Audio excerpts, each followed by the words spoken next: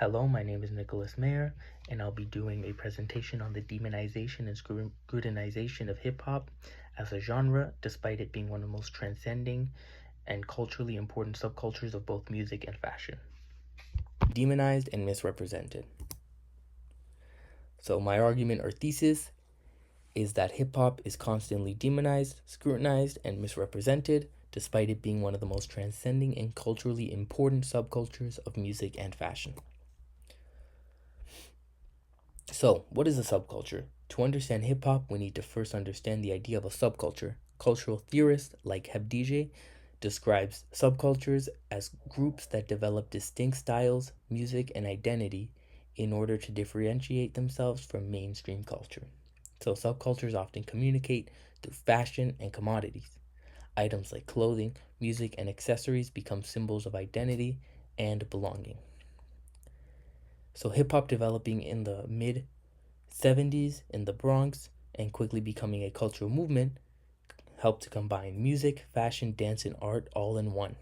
So some of the most important examples of hip hop come through sneakers, oversized clothing, gold chains, and tracksuits. So my connection to hip hop, so it's my favorite genre of music.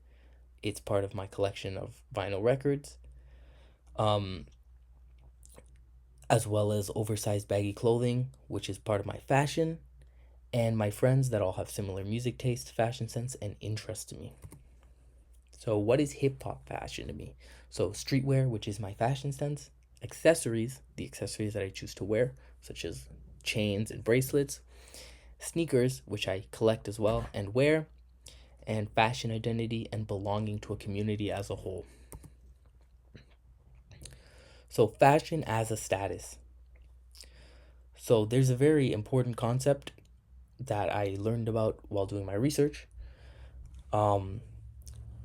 presented by Malcolm Barnard, and it is the idea that fashion acts as a form of communication where clothing sends messages about identity and social position.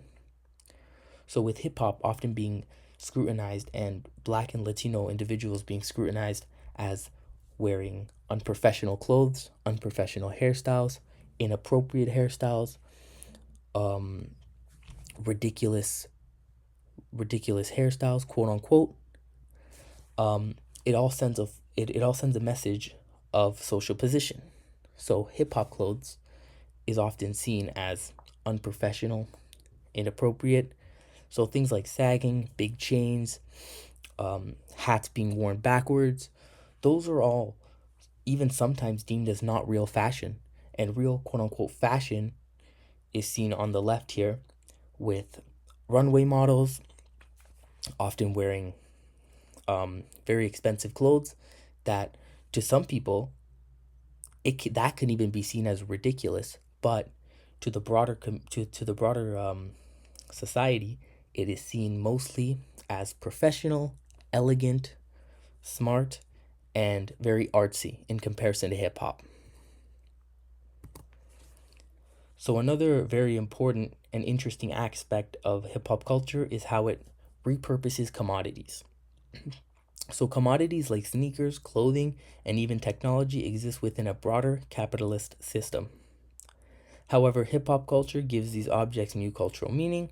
For example, sneakers were originally just athletic equipment, but through hip hop culture, they became symbols of identity, style, and authenticity. This demonstrates Hebdige's argument that subcultures reappropriate commodities and transform them into symbols of cultural meaning. So, one of the most famous examples of this is tracksuits. So, on the right is the group Run DMC, and they were an 80s rap group that was the first hip hop group to ever get a brand deal. And their brand deal was with none other than Adidas.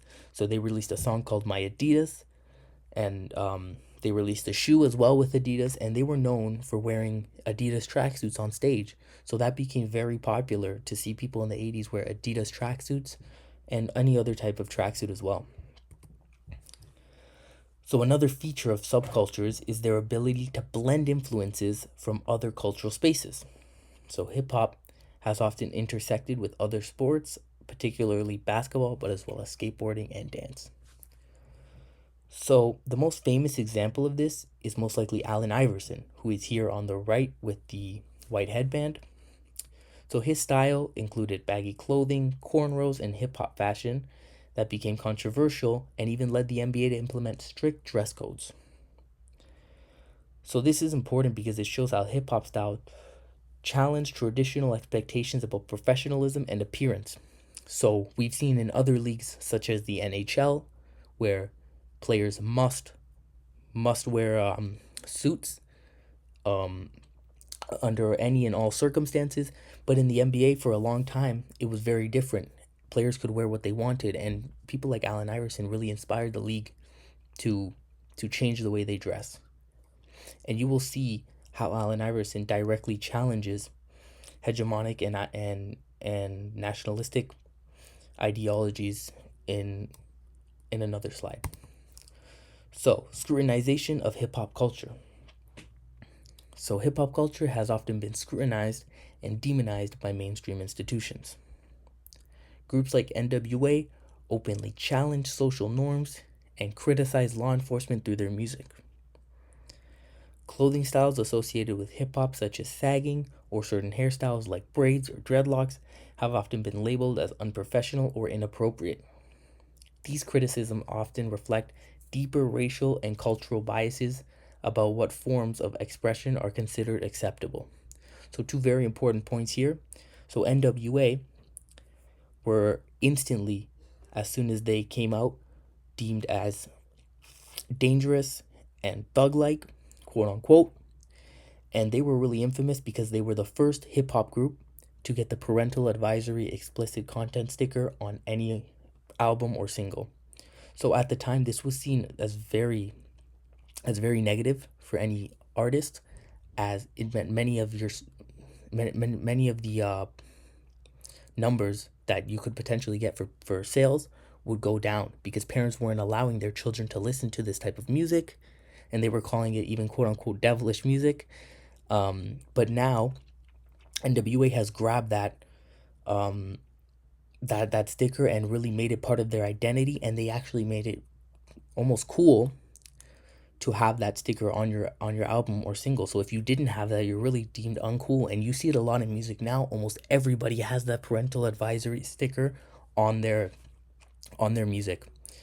And another really important one here is the NBA dress code. So as mentioned in the previous slide involving Allen Iverson, who is the first one there in the white shirt. So created on October 17th of 2005, the NBA implemented the dress code saying no chains, no pendants, and no medallions could be worn over clothes, no sunglasses in buildings, no headgear of any kind, and no jerseys approved or no jerseys unless approved by the team, as well as no headphones. So a lot of the things mentioned before that are really big in hip hop, hats, big chains, wearing jerseys over a shirt, those things were all banned in the NBA and deemed unprofessional. And the NBA replaced this type of clothing with an NHL style of suits and quote unquote professional clothing. So this shows a really interesting distinction to the two previous slides, the one on fashion as a status, as clearly the NBA, despite being a league made up of mainly black players, does not view black clothing and black style as professional and as quote unquote proper. So hip hop is a rebellion.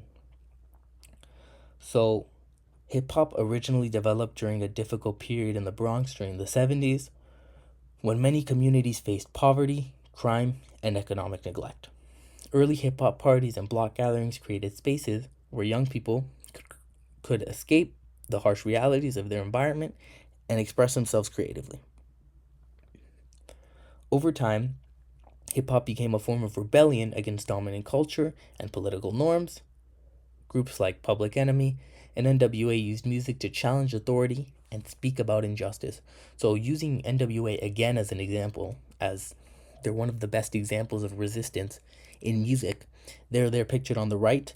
They would often mock police and directly challenge police, not really in a very political way, but in a very direct way that was really in your face. Public Enemy was a little different in that aspect.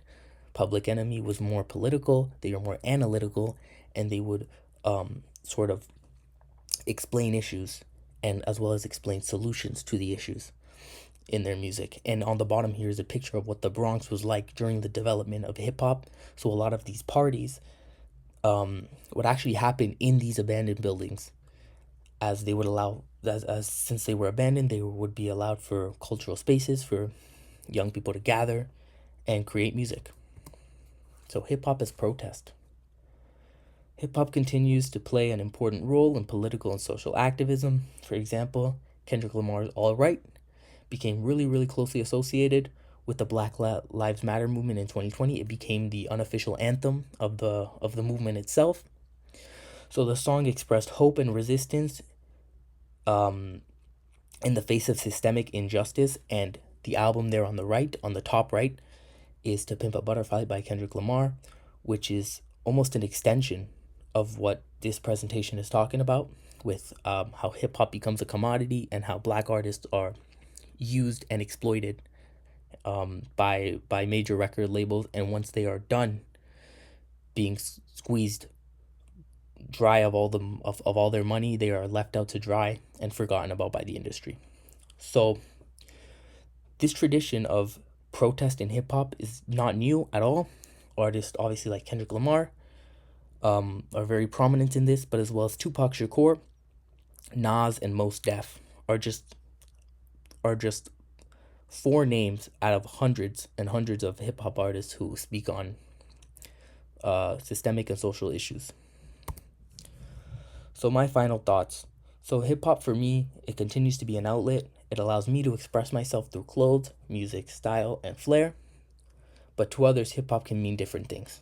So when observed critically, hip hop is a culture, it's a commodity, and it's capitalistic. Yet it is resistant, rebellious, and it's changing constantly. And it is also in a constant fight against hegemony. So these are some of my references that I used. Obviously, I mentioned Heb DJ very heavily, but the other references were also just unofficially quoted, but I took a lot of inspiration from them. So thank you for listening to my presentation on hip hop, and I hope you enjoyed.